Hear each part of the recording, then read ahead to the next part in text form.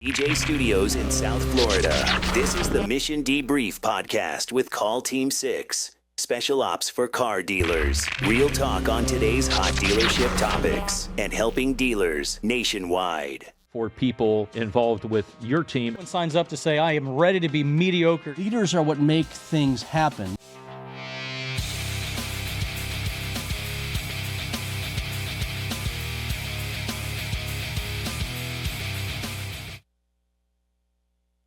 Hello once again, everyone. Welcome to the Mission Debrief with your friends here at Call Team 6. Special ops for car dealers, no lead left behind. And that intro says it all, ladies and gentlemen, helping dealers nationwide as we grow this automotive community, all of whom are dealership leadership team members and tuning in each and every program to learn more about how we can help you win your markets, get that edge, get ahead of the competition, because there's certainly no shortage of challenges in the market space today, more so than what I think there ever have been. A lot of landscapes changing, and that's what we're here to do. Welcome to episode 22, ladies and gentlemen.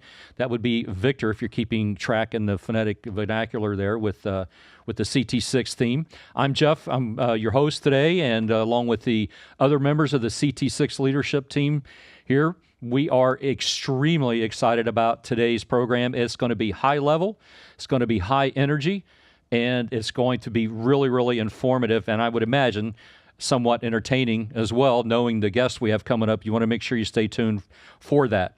So, ladies and gentlemen, we spend most of our time here and with the challenging areas that we know that you deal with, whether you're a GM, an operator, GSM, sales manager, BDC associate, and the folks in the fixed ops departments as well, in the three primary areas of challenges.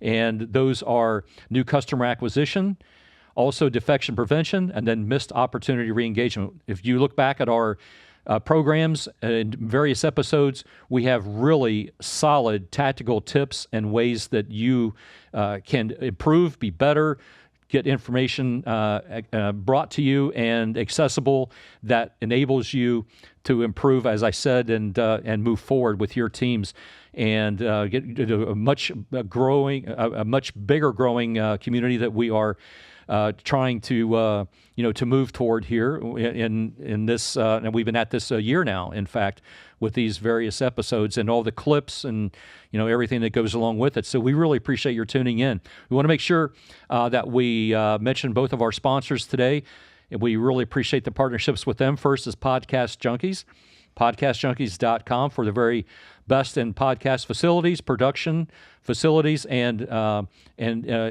overall, recommended performance. They can really help you in that regard, and definitely recommend them. We've got Eric with us today, the engineer behind the board there. No camera today, but trust us, he is back there running the show. And we just follow his lead whenever it comes to trying to keep everything on track here. Eric, how's it going at IamEric.com? Pleasure as always, guys. Website's almost up and running, so look out for that soon. IamEric.com. That is awesome. Yeah, and our other sponsor we're very grateful to have a partnership with here today participating is Digital to Dealer Direct, a full-service marketing agency in the Northeast serving clients and dealers all across America, and probably the most efficient digital marketing team I've ever experienced in my 35 years of being a dealership GM or operator in various very competitive markets in and throughout the country. You can reach them at digitaltodealer.com and get a hold of them right away. Make sure you ask for Christine, our president over there, who can definitely guide your dealership in the right direction. And a quick shout out to Jay and MaxSocial.ai for all of our intro and outro production and our various social media management and clips on all the socials. And we are, I think we're ready to get this going, right? Yeah, absolutely. Ken, thanks for piping in. Thanks for coming down. Good to see you again, sir. Right. No, listen, it's like I said, I'm always coming down here and sharing the good news, trying to help dealers across America get their unfair share. We don't want our fair share. Heck, we don't want less than our fair share. We want it all and a little bit more, a little bit extra, right? Our unfair share. But you don't get that unfair share, if you just do the things that everyone else does. So we're going to share some really good things. As a matter of fact, this week, I'm off actually Sunday, heading out to LAX, right? And going out there to do some meeting of some of our dealerships we're working with out there. Got about, I think, Monday, Tuesday, Wednesday, we'll be up in LA working with about a handful of stores. And then from there up to Seattle to do some work up there as well for a few days, and then back on the red eye, So the CT6 thing is full. The Express? Yes. CT6 Express. Is in full motion It's this week? Woo, Is that what you're woo. saying? Yeah, it's pull it down, man. Woo, woo. We're going. Yeah, so it's good stuff. We're going to share some great information, and I'm excited about getting out there and pressing some flesh. So are you saying that your fair share is like a Culver's turtle, but then your unfair share is like the whipped cream and the cherry? That's right. You got to get that little bit extra, that little whipped cream, that little cherry on top, maybe even a couple sprinkles, right? If you really want it all. Or what was the thing? What at Disney that you bypass everything just to go there and have when you go there? Oh boy, I'm trying to think. Quick pass, speed pass. What is that called? Is that what you're talking about? No, the dessert. It was some type of dessert. I don't recall that as a dessert. I'm sorry, Jeff. That's the chocolate place. Oh yeah, Giardelli's. Giardelli's. Giardelli's. There you go. Giardelli's. That's right. That's the one. It's got to be an Italian. Yeah, for sure. Mother out of San Well, if you're San watching Francisco. out there, I think that was episode 17 or something like that. You have to go back and watch it to figure out exactly what it was, because obviously we're coming down to the end of a long day, in the studio, and and our memories are gone. Yeah. But joining us, coming down also via the CLT International, our COO, Mr. Ryan Mays. Good to have you here today. I know you're excited about what we have to talk about. Our guest is a friend of yours for about a dozen years or so. Yeah. Long time coming up. Glad to finally get him here in person. We've kind of danced around a little bit, or not in person, but here. And he'll be joining us remote, but excited for him. There's no shortage of energy, right? Right. And so we're excited, yeah. We're going to turn it up to 11 today. I get that feeling. That's right. Right? And then coming down from the greater Atlanta area in Georgia, we've got in studio again with us today. Very fortunate to have the OGDCG, digitalcarguy.com himself, Mr. Thomas Irisitano. I appreciate your coming down to see us again this time, and also bringing all the swag and attire with you. Yeah, Man, thank you. it's All the merch. It's always a pleasure. Hey, just looking for ways to get the name out there, let people know what Well, we you do, certainly got it how we covered. do it. You got all the ways covered. Right. And I think bringing on Steve Roessler is going to be, man, the guy's just a ball of fire, except for his hair. Don't burn the hair. Right. He's very proud of that hair, and we're going to go live with Drive. That's right. Dr. Ive, right? That's right. Going down to Dr. Ive. Well, we don't want to spill all of his secrets ahead of time before he gets here. No. We don't want to get ahead of ourselves. That's it. Well, listen, Jeff, I think we should jump right into the mission launch and field report. What do you think? Sounds great. So that brings us to the mission launch and field report today, ladies and gentlemen, as we move into the next segment on episode 22 of the Mission Debrief with Ken and Thomas and Ryan and Eric behind the board and everybody, the whole gang's here, except one guy. And I think it's time. I'm not sure the audience can handle this or not. Because when you got Ken, you got Ryan, and Thomas, the energy level's already elevated, which brings my energy level up. I think this.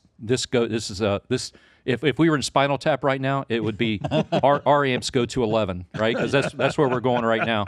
There you go. So look, not that you need me to sing all of his accolades and accomplishments or the ubiquity of his presence in the automotive space for the past 11, 12 years. I'm going to say 12 years probably. But we are extremely excited and happy and encouraged to have with us today a real treat, certainly a high-profile individual in the automobile space.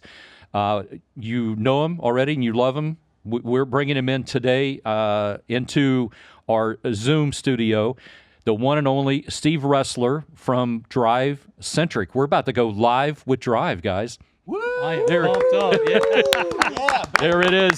I love it. I see the hair. That's it. I see the wait. You know, I've never done an interview just from my hair, so I mean, I'd like to try this for a little bit. Very good. I think that we have the most compelling part of your profile within frame, hair raising Mr. Roessler. It's hair raising. It's hair raising. Hair raising episode. Come on.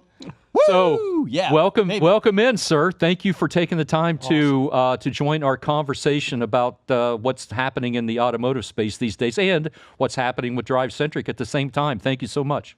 No, absolutely. It's like perfect time. We got a lot of stuff going, so it's great to be here. I appreciate it. It's my first time on here, but you know, hey, you guys are going out there doing some good things, so I love it.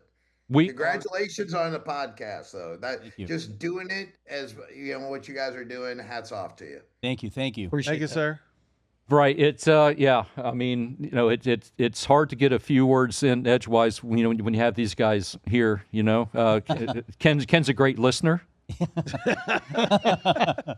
Even his wife agrees. Yeah. Yeah. Just ask him; he'll tell you. Right. No, but hey, look, I saw. Okay.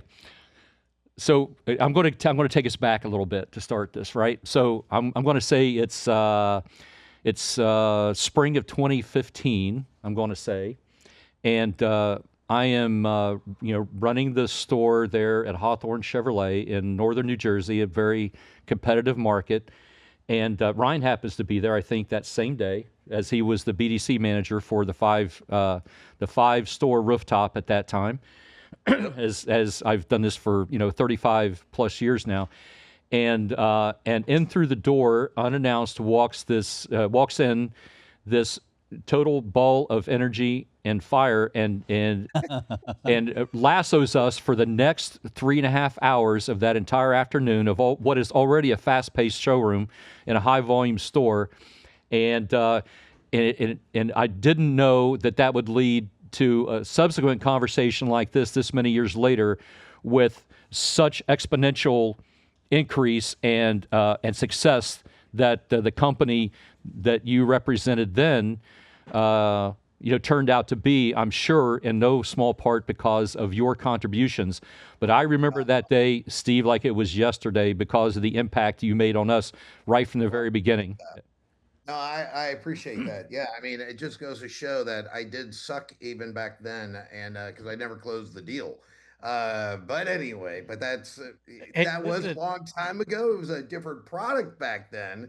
But no, I know. I want to let you off the hook on that one. That wasn't you. You closed it. Okay. It's we didn't close the owner. Okay. So that wasn't your fault. We asked for it. We said, let's do it. And we pushed and pushed and pushed.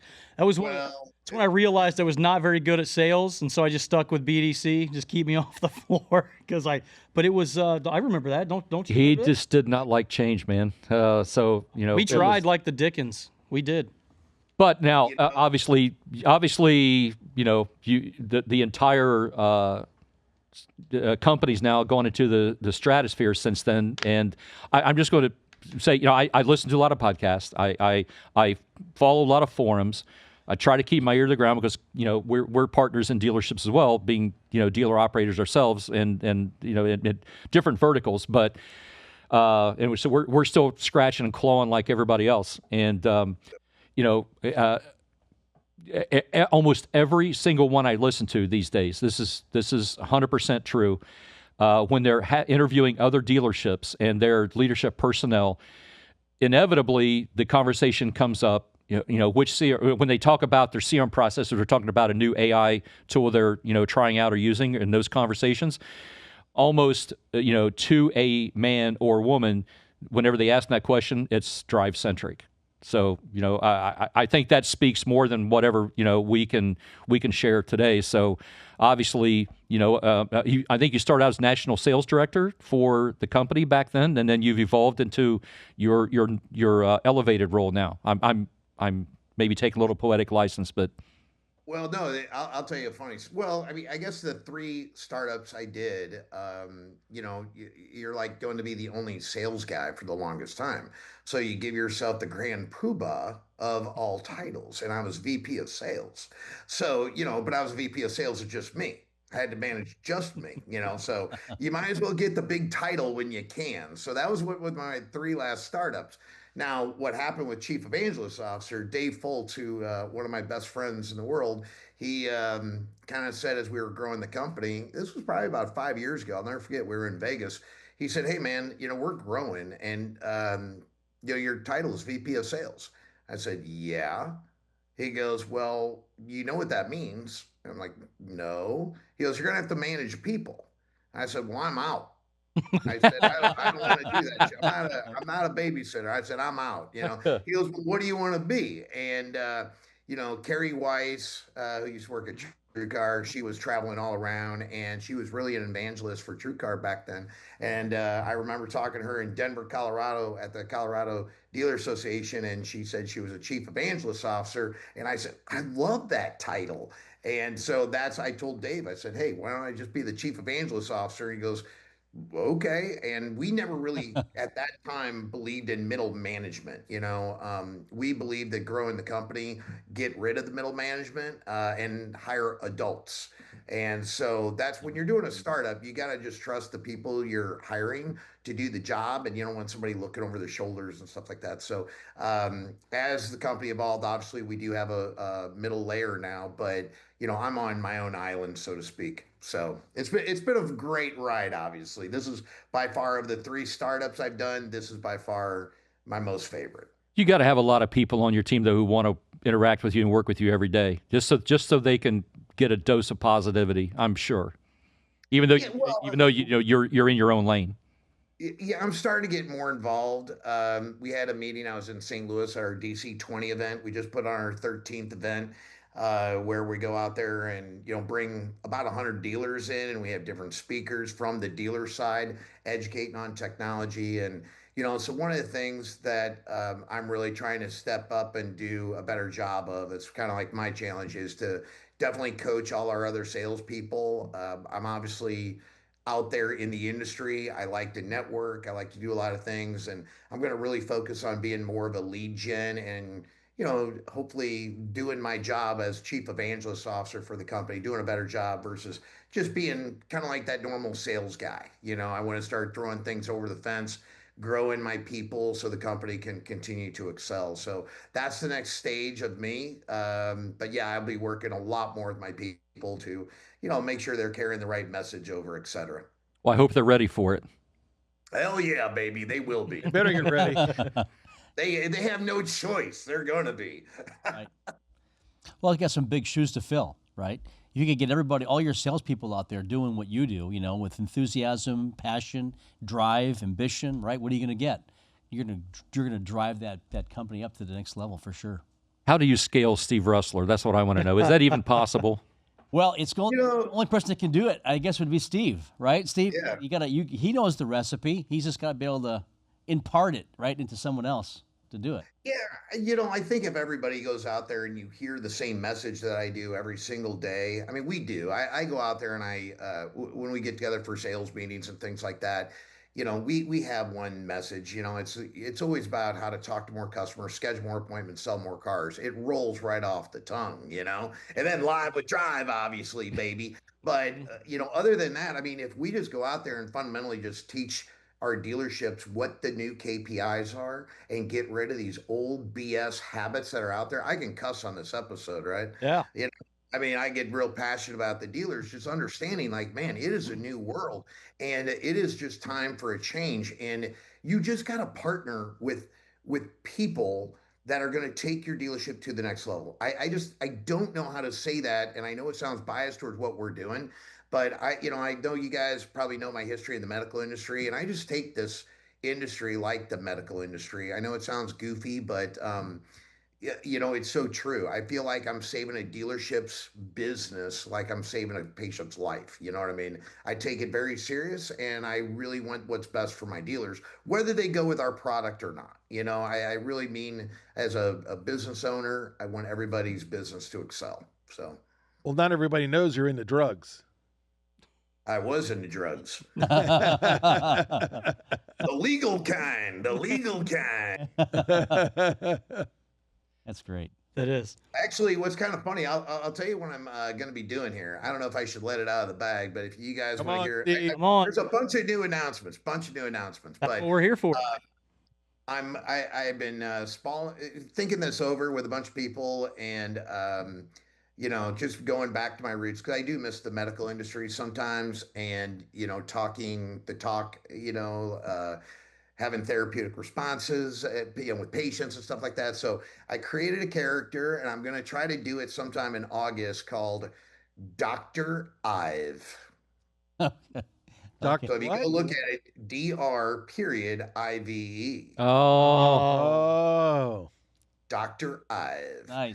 So what I'm going to be doing is diagnosing different dealers that have a fear of change or fear of AI. So all the objections that we get, I'm going to create all sorts of diagnoses and then treat the dealer with what needs to be done. And I'm going to be dressed up in my scrubs. Nice. I'm going to, That's I'm doing the whole thing, man. It's going to be fun. got to get you a lab coat. That's right. Well, no, I just want to be in scrubs. That's the whole idea, because I'm going to operate on them, down the road. I love it. so So I'm going to have gloves. I'm going to say, here's your sample. I'm going to ask for a sample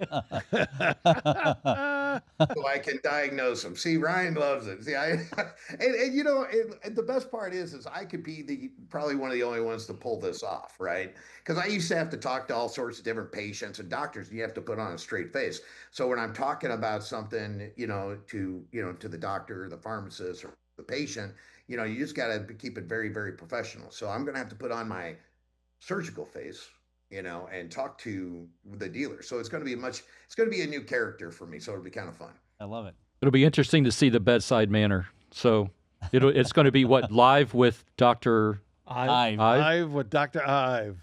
Yeah, I'm pitching in my head like, you are live with Dr. Ive. That's You know great. what, Steve? I I like got it. an idea. Shoot it. When you say we're getting ready for surgery, and you pull up. Well, Chainsaw. well, here, Texas. I'll give you an idea. For the dealer. So I always said in October, what would be a great idea is if the service department became a surgery center, and everybody dresses up in surgical gowns or scrubs and stuff like that, and you start changing the names of, like, for example, like an oil change would be a colonoscopy. So, and so that'd be a fun October thing to do. And you literally, like, when the customer drives up, you say, "What's your patient's name?" And they're going to be like, "What?" And you just literally fill out like forms, like, and you have like a broken like arm as a front right tire or something like that. I don't know, but you just come up with different names, for what you're going to typically operate on the fun. car. That It would be fun. would I be think it fun. would be a great thing to do for October. I given that ideas off to several people, and nobody's ever had the balls to do it. So, So all across the DriveCentric dealerships now, I would imagine you still have a fair amount of conversations with the existing, or if not directly, you're getting input and feedback from dealers on the ground. oh, absolutely. Okay. No, I'm definitely boots on the ground still. On everything we do. But no, we have a great.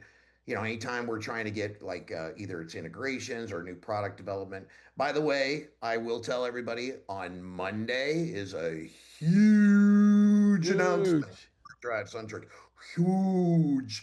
All right, so I can't divulge what it is. You'll have to wait on Monday, but it's actually going to be the auto industry's first. I will tell you that. Interesting. Great. Well, this does take about 10 days to cut, edit, and launch. So you technically could say it now, and it'll come out after Monday. Oh, really? Okay. Well, here you go. Yes. Our engineer has a blanket NDA on file, so we're So here you go. So guys, here here, I'll just go ahead and say it. On Monday, we are going out there, and it's going to be a first ever service CRM in DriveCentric. So dealers will be able to go out there and follow up with leads. They're going to be able to follow up with, their appointments, their declined ROs, everything from the service drive. All the communication is going to be transparent from the front side of sales all the way to the back side. Everybody's going to be on the same sheet of music, communicating to their customers. That's phenomenal. Full That circle. is. Yeah, I love it. That is phenomenal. Yeah, you're going to have to go in a little more detail about that, because we have a lot of dealer leadership personnel who tune in to this format. So, if you don't mind, what little more detail on how that works and what it entails, how it can help them be more efficient with the leads and the customers and the owners they have. Well, you're going to establish basically a workflow, just like what you do on the sales side. You're going to have, everybody's going to be held accountable to the same standards, just like in sales, like you do in service. So if you can easily go out there, communicate, call, text, email, live streaming, everything that you do on the front side of Drive, you're going to do that on the back side in the service department.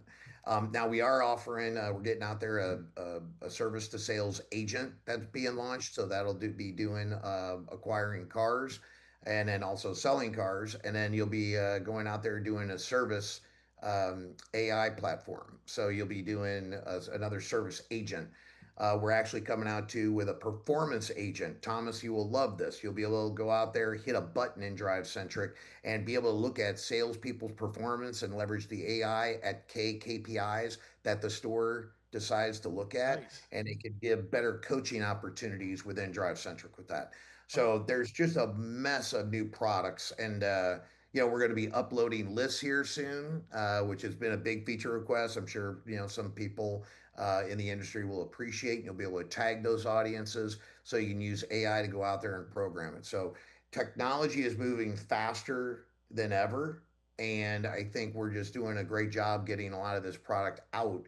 So it becomes the industry's first literally engagement platform. I don't ever want to be called a CRM ever again. I want to be an engagement platform for the dealership. So that is strong. That is strong. Yeah. Are technicians going to be involved as well?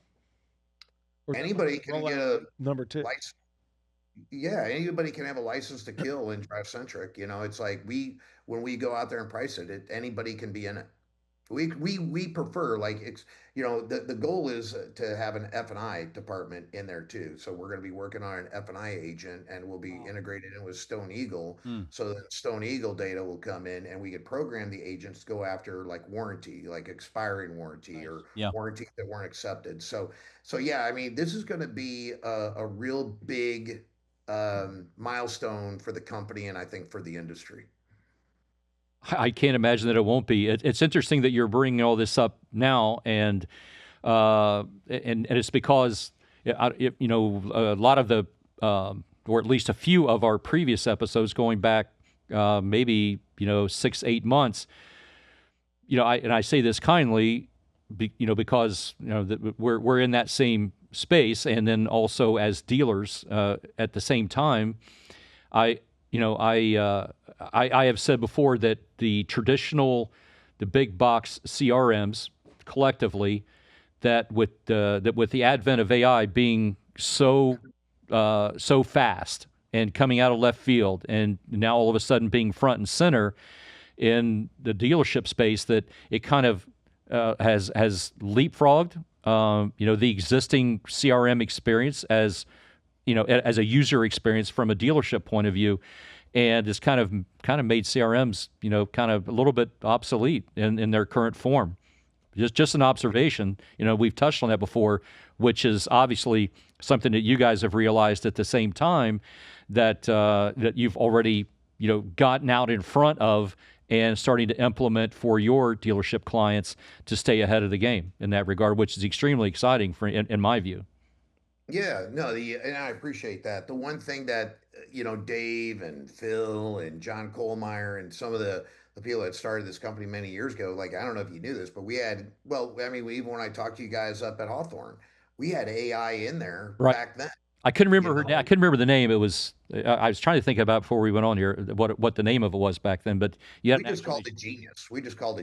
It wasn't anything fancy. But then you would name whatever you wanted. But the thing is like AI was built in 12 years ago in DriveCentric. You know, that natively built in is different than a bolt on. Of course. And that's what I don't think dealers understand the difference of a natively built-in system versus a bolt-on. You can't expect an AI to not respond if it doesn't have the data. So as what we're being is DriveCentric is the source of truth for all the information.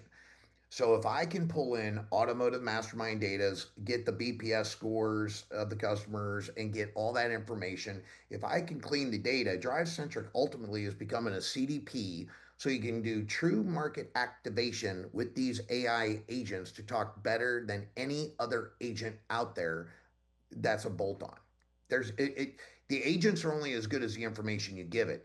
And by the way, and when it comes to all the AI stuff, there's I have to brag about our security team because there's a new ISO standard out there that people need to be aware about. It's called ISO 42001. It's a new standard that's out there. There's less than 400 companies worldwide ISO 42001. You guys could go look it up, but our company just got that milestone. So it's all over on our website. It basically means we're, basically developing AI the right way and we're protecting the data. Yeah. So it's really cool on the seriousness we take, what we're doing and invest in our money to make sure that we provide a good, secure product for our customers. Nice. I think it's phenomenal. I don't know if that group that we're talking to, 48 some stores, I think. Right. So have you been announcing that to your dealers that you've reached that certification? Does anybody know it? Maybe conversations? Because there's like a 48 store group who's on Drive who texted us this morning asking us if we personally have the same certification. So this is kind of trippy, really? right? I promise you, we can show you the text later when this is done. But it's, yeah. what are the odds of Steve bringing that up right now? I know. I looked at Ryan. Like, are you kidding me? That's what we were just looking like. Really? Hey, I'll tell you what, you better get on it because it's going to be a requirement, and I'm sure people will be interviewing you for that stuff. But yeah, I mean, the SOC 2 compliance, all that stuff that you got to hit today. I mean, it's a major investment for companies to do it. But yeah, I mean, the fact our team has done it, maybe people are getting educated on it. I mean, we're educating our people, and we put posts out there about it. But if people are reading our posts, that's good. Well, they have DriveCentric as their CRM for all 48 stores or 42 or 48, whatever it is. Yeah. And I just think it's ironic that you're bringing that up now. And they literally asked us that question this morning. Mm-hmm. So Oh wow, that must be a big deal. Like you're saying, sounds like it is because it is to this group. That's one of the things. Are you SOC 2 or this? Right. Yeah. That was kind of cool. Yeah, I mean, it was kind of weird. I didn't know anything about it until we got certified, to be honest, but as we're going out there and we're getting big groups, obviously the big groups, they'll have usually some security people in there that, do a Compliance, lot of research and they're the ones that are educating us on all this stuff, a lot of cases. So, we work with a lot of big groups and that was probably one of the requirements that somebody probably asked us about. And then we investigated it. I would have to go back and research how they did it, but the idea is we're being proactive versus reactive. So Smart. Yeah. Absolutely. And another thing native to your application that I hear so much about with the dealerships who are winning and getting the attention has to do with your built-in video application for dealership agents and not BDC or salespeople to communicate, especially on that so important initial response to a particular lead, where that they're able to execute on that very easily with it being within the tool itself, right? That's something that I keep hearing so much about. Yeah, the video is one of those things. I mean, Thomas, we all joke around. Video's been talked about till the end of time. But yeah, I mean, we were the first ones to have natively built-in video, and we have KPIs for videos. So a big group, 55 stores, I believe, Gee Automotive Group. There was a gentleman over there. Because we have KPIs with video, he was able to track that they're getting an extra $1,300 of gross front and back combined with opportunities closed with a video versus opportunities without a video. So they were acquiring some new stores in California. I had Sean Kendrick, a real good buddy of mine, got promoted COO. He happened to be there at the California stores with me when I was presenting, and he was referencing those numbers and saying with the stores that they bought, this is something we expect because we see great results with it. So they let us, promote those results out there. They do a great job collecting the data. And it's great when you have partners like that that are willing to share studies like that to make the industry better. But yeah, video is a huge component. And yeah, you could track it in DriveCentric, which makes everybody held accountable. Well, I just think it goes back to just good communication, and video encompasses everything. It allows you to communicate at a higher level. So it's just like with the MPIs for service. I'm sure that'll be probably part of the what'd you call it? The Engagement platform. Engagement platform. There you go. Yeah. There you go. I'll wash your mouth out with soap, young man. If you say the word, That word. say the 3-letter word, I'll wash your mouth out with soap. I know it, right? But no, you know what's really cool though is yeah, with all the different service products that are out there and they're all doing video, True Video is a great platform that's out there. My Karma's doing, and they're showing an increase of RO, like $300 or $400. I don't know what it is today, but Absolutely. you would think that would carry over the tradition into, the sales side. We've been pushing video so much even before video became a thing in the service drive, and it never carried over to service. Yeah. So I'd like to think that as we've gone out there and worked with stores, they'll say, yeah, service is doing it. It should be easy for sales to do it. It's weird how it worked backwards. Right. Ken, you've done lots of videos in the form of a text blast with our stores with great success. I love it. Oh yeah. Yeah. I constantly do it. And we'll end of the month or every week we'll do a video. I'll I'll say, Ryan, grab 180 days worth of unsold traffic plus every internet lead that didn't buy that was on whatever vehicle, F-150, and let's give me that list. It might be 3,000 people, and then I'll go out and shoot a video. And I'll say, hey, you got to show me the video when you get here. I'll get you an extra $500. You show me the video, right? Well, and I don't understand why the people have the anxiety about it. So we have a store, a Honda store in Georgia, and this is you know who I'm talking about, Thomas, and didn't want to do it, kind of not sure. I'm not good, I'm camera shy, all this. And listen, the video is like nothing special. No. It's just him walking on the lot. We sent it to like 2,500 people and it got like 600 views. Okay. Right. And they sold a dozen cars off of it. So you don't have to be, it doesn't have to be, Hollywood. No. Okay. You don't have to have Paramount Plus. No, it doesn't have to be perfect. Matter of fact, No. the most watched video on my website, and I get a ding every time they look at it. What did that first video? What should it look like? Yeah, there should be no anxiety to it at all. No. It doesn't have to be perfect. My hair doesn't have to be perfect. My makeup doesn't have to look good. unless it's Steve's hair. Yeah. Well, then his hair's gotta look, there's an industry expectation Yeah. there. Well, wait a second. Hey, I just did a video. I don't know if anybody saw I think I did it on TikTok, and I put it, but it literally was last Friday. I woke up, my hair was a wreck, and Oh I yeah, did it. I remember it. I saw it. And I was basically saying, this is your legacy CRM, what you look like. I'm depressed. I don't want to do anything. It looks Like terrible. your finger in a socket. Yeah, and then I Like got all dialed up, and I said, man, this is what you look like when you Drive. That's great. That's good stuff, brother. So I love a lot of your phrasing in many of the talks that you give, and I think you've talked about it before, and I think that it has the general dealer body in mind, the way that you want the dealers to be perceived whenever customers are interacting with them, and it talks about dealers trying to get in a mindset of moving from a McDonald's type of experience to a Chick-fil-A type of experience. What is that? What are you finding with your dealers who are winning out there? What does that look like from a BDC rep perspective in terms of interaction?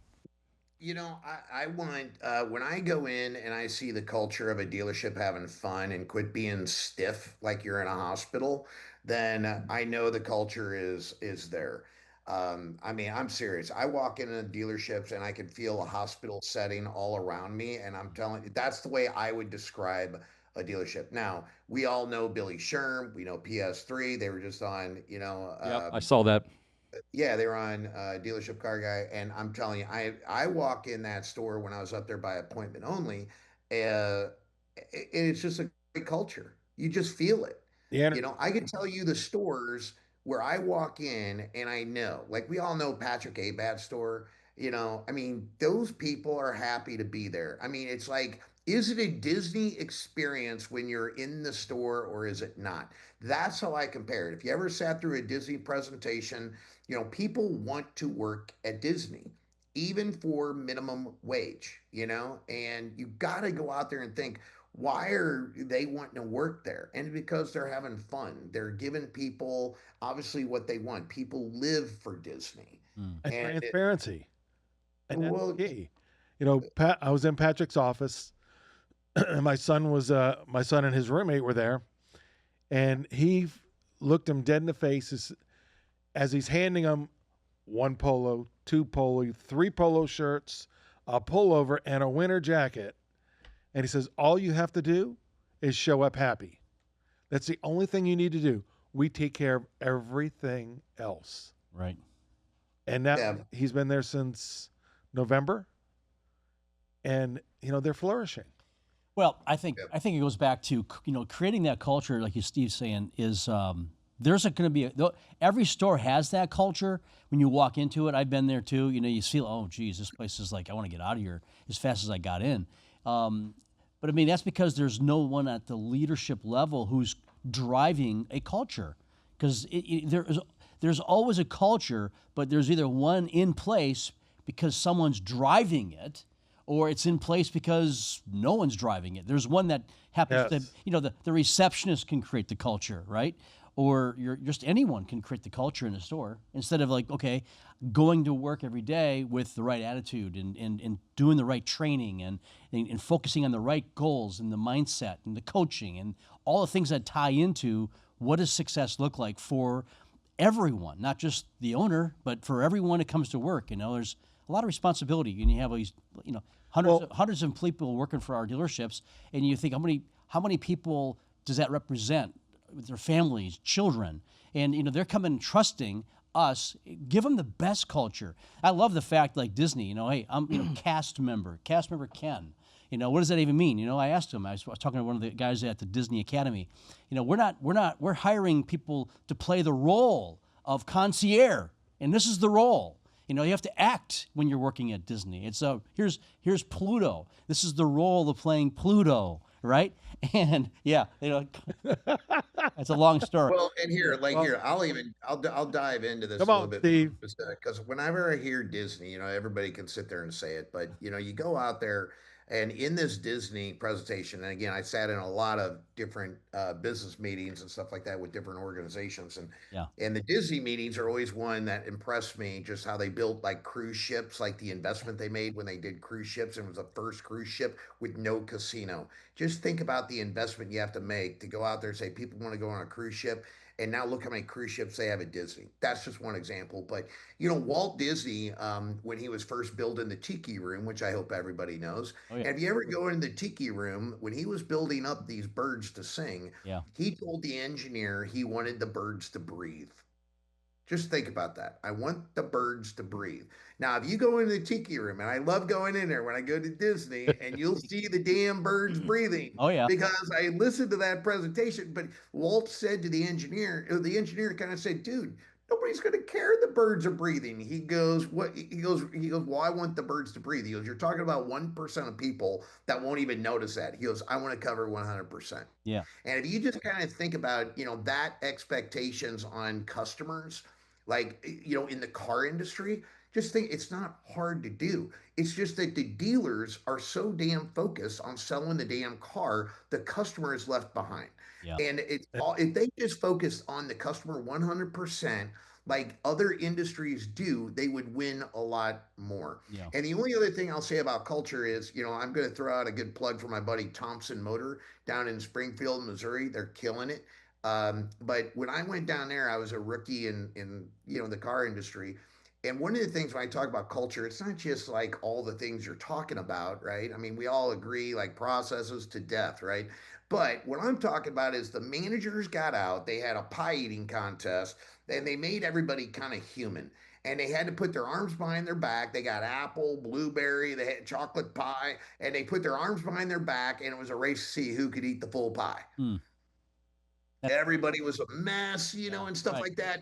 And it was just to make the owners and the human and make the owners, the managers all human. And everybody was like laughing about it. And that's how you build like good teamwork and everybody, just a fun environment that people want to come into and do their job. It's inviting.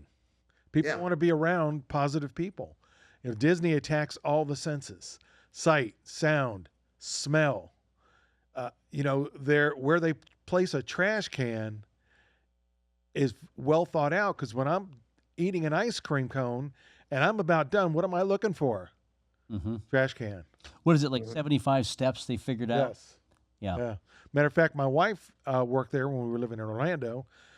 She goes into this tent-like thing because they had, like a job fair. And she was in there for about 15 minutes. And finally I said, okay, I got to move this along. I got stuff to do. So I walk in there. I sit down next to her, and the guy says, who are you? I said, well, I'm her husband. I said, come on, I know you're going to have to hire Snow White. What are you talking about? I said, look at her driver's license. Her middle name is Snow. Her maiden name is White. Let's go. If I get She the got chance hired. I'm just downloading the Disney amusement park app right now, so that way I'll know where all the trash cans are. I want to be able to find them. And it's about 25 to 30 steps. Is it 25? I thought it was 25, but 25 to 30? 25. Yeah, 220, 221, whatever it takes. Yeah, right. What next big event are you going to be speaking at for our viewers out there, Steve, so they can catch you in person? Oh my gosh, where am I going? It's October 18th and 19th. He's going to be at Furman Chevrolet for All Things Car Biz Conference. I know that. Oh, there you go. Okay, there you go. I got to put that date on there. This Monday, he's going to be on making an announcement in All Things Car Biz. There you go. Hey, I will do it on Monday. Yeah, you got to remind me of that. I'll do you in the morning. No, the big one that I'm super, super proud of. I mean, I speak at a lot of the regular shows or wherever, they ask me to go to and present. I get to fly to Puerto Rico. I'm doing updates on artificial intelligence down in Puerto Rico, doing DC 20 presenting. But I think I'm doing Brian Pasha's event. The big one, though, that I'm most proud of, it'll be my third time doing it. I surely don't have Jonathan Dawson's accolades, but I got my third NADA presentation. Woo! And so I'm always excited to do that one. That's always a hard one. It's not a pay to play to get in there. So it's always an honor when you're, selected for that one for sure. There you go. That's one of the reasons I wanted to bring that up, because consistently you're voted among the most liked speakers at any of these automotive related events. So I wanted to make sure that we were keeping track with where you would be speaking next. Yeah. But it's pretty good. I always appreciate that. You never know how I'm going to get taken. Yeah, 100%. Always positive. So for as we wrap up here, and we're very, very appreciative of your time and taking the time to be with us here today. And hopefully, again, we look forward to having you back. We'd like to know more about new announcements and and all the advancements that you're making with AI. So extremely topical content that'll be very useful to our viewers. I'm just the last thing as we go. Quickly, what do you think the one thing that's existing right now that dealers are underestimating overall in the human side of it and the interactional part of it? Yeah, no, easily. It's focus on your digital showroom customer. The digital showroom customer, this is what I'm excited about really studying. I think I talked to Thomas about this but maybe I didn't. I've been talking to a lot of GMs about this, is understanding like there is a value to a customer in your physical showroom. And let's just say, for example, a customer walks in your store and you say, hey, that customer's worth like $500. So if you had a customer talking to you in the digital showroom, meaning they're talking to AI, they're talking to your humans through text, email, video, whatever, they're chatting with you. Isn't that customer worth $500? And everybody will say, yes, it is. The digital showroom customer is more important than your physical showroom. Anybody can sell a physical showroom customer. As a matter of fact, we'll always say 50% of my customers show up, I sell a car to. So the question is for all the customers talking to you in your digital showroom, how many of those do you convert to the physical showroom? Oh, true. Yeah. And there is a dollar, I call it a soft, in other industries, I'm bringing the term soft cost, and I'm going to analyze that with a lot of dealers. So if you're, whatever dollar amount you put on it, there's a threshold of engagement. And I know I'm running this short, but if you don't know your engagement rate at your store, I mean, I've been preaching about that even when you guys were at Hawthorne. Let's just say the gold standard. This is what I love. Dealers want to hold themselves to a standard. The industry standard for the last probably 7 years, at least with DriveCentric stores, is 70%. So if a dealership tells me their engagement rate is 40%, the delta of that 40 to 70% is wasted dollars. Right. So go ahead and take that. If you had 100 leads and you got, let's say that delta is 30, multiply that by 500, Mhm. and you're coming out with a $15,000 waste. I'm so tired of hearing that 50% of my marketing works and 50% of my marketing doesn't. I think I'm establishing where the marketing dollars are being thrown away. Very good. I like those apples. That's true. And as a dealership operator, I can see the real value in being able to identify that because, you're correct. You need to be able to establish your part in the market through that particular process these days because more of the information is attributable now. So it allows us to drill down much more effectively in terms of marketing spend. So Steve, Yeah, I mean, I want to work with a lot of marketing agencies. I'm tired of my buddies in the marketing agencies are going out there, and marketing agencies are in and out of there in 90 days. And if they don't correct their engagement rate, then you might as well keep shifting to different marketing people. They haven't fixed the problem. And so I really want to partner up with a lot of marketing agencies because I think we could get more voice out there to educate the stores and then go from there. we volunteer. we have one. So Get going, baby. Let's go. We'd love to. We'd love to. I am so excited that you brought that up because I think that is where the rubber meets the road these days, and how we're treating the quality of the engagement versus the quantity of the engagement, because we're so willing to discard what we determine arbitrarily are not useful conversations based on those dynamics, when there's more gold there to be mined if we recognize that, as dealerships. Well, no, and you'll appreciate this. So that's why I tell a dealer, I was like, look, and I had a couple of meetings today. Just think about this. I asked the dealer when I was doing my meeting, I said, look, what's your engagement rate? And they literally told me 40%. Okay. So I said, so if my industry standard is 70%, I'm going through and I'm showing all the stores. And they're saying, well, so you think I'm going to sell more cars? I go, how do you sell less cars? Right. Yeah. Explain that to me. I don't know how you talk to more customers without scheduling more appointments. The only two ways that you could fail by talking to more customers is you don't have the inventory or you don't have the right people. That is it. Unless somebody can give me another reason why you fail, I have no clue why. So that's my word to everybody is your success starts and ends with engagement. Yeah. And around here, we would call that a Ken-X moment. Ken-X moment. That is. I don't know if there's any bigger takeaway our viewers could get other than that right there. Absolutely. So, fun. Yeah, I love teaching it. I love preaching it, man. The more people that preach it, the better we'll be. I can feel that coming from you, that you are passionate about that and you do want your clients to win. So it's not all about the tech. It is about that particular side of it too, which I know where Call Team 6 lives every single day in our 6 years of existence now. So I really appreciate the opportunity to have spent this time with you, Steve, and so I'm sure the other guys here do too. Thomas, thank you for making the arrangement to get Steve on with us here today. So, Steve, thank you so much. We really appreciate you being on here, the CEO of DriveCentric, brother. Thank you. Yeah, you got it, man. No, thanks for having me, guys. I really appreciate it. So it's always good to see everybody, and glad to do it. We'd love to have you back in studio sometime before too long to share how the new ventures are going and your new initiatives there with the company, obviously. Yeah. No, I'll definitely do that, man. I'll even whiteboard all this stuff too. That 'cause I think that you get me on a whiteboard and showing this stuff, man. I'm telling you, I go crazy. In scrubs. In scrubs.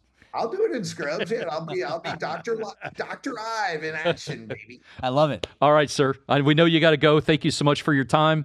Really appreciate your being here. Once again, Steve Roessler, CEO, Chief Evangelist Officer at the one and only DriveCentric. Thank you so much, sir. Wait. Before you leave, yeah, everybo's got to do the live with Drive. All right, here we go. Wait a minute. 1, 2, 3. We are live with Drive. Woo! I think I did it right. Nice. All right. Thanks again, sir. Thanks, bro. All right, guys. All right. Care, thank you. And ladies and gentlemen, that brings a close to the mission wrap segment of episode 22, Victor, in today's phonetic alphabet. I think I got that right, didn't I? Yes. Yep. Right? I got to refer to the one thing I should know. I got to refer to my show notes on. Yeah, Victor. Yep. Yeah. So thanks everybody for tuning in. We really appreciate your being here. Thanks again to our sponsors for today, Podcast Junkies, PJ Studios right here in Meisner Park of Boca Raton, Florida, and also digitaltodealerdirect.com. A full-service marketing agency available for dealerships to engage with, and you definitely get better results with Digital to Dealer Direct. And thanks again to Jay and Mac Social for doing all of our intros and outros and all of our clips and social media management as well. And thanks again to the one and only Eric behind the scenes. Yep. Good job today, guys. He's not on camera today, but he is with us nonetheless at iameric.com. So appreciate that. All right. So thanks again for tuning in, everybody. Guys, thanks for coming down again today. Ryan, Ken, Always a pleasure. Thomas. Always a pleasure. Right? Love it. We know you guys you have to make plans to come down here. You have flights and hotels and all that. So I'm sure our viewers appreciate that as well. So, ladies and gentlemen, that brings a close to this What a set particular of legs. episode. Let me make. What am I talking about? And so we appreciate all the viewership and to all the dealership leadership personnel out there. Thanks again for the growing community that you're helping us develop here and all the takeaways to help everybody become better and get their edge and win in the marketplace. We appreciate your tuning in to this episode of the Mission Debrief with your friends here at Call Team 6. Special ops for car dealers, no lead left behind. Everybody have a great close to the month. We'll see you again real soon.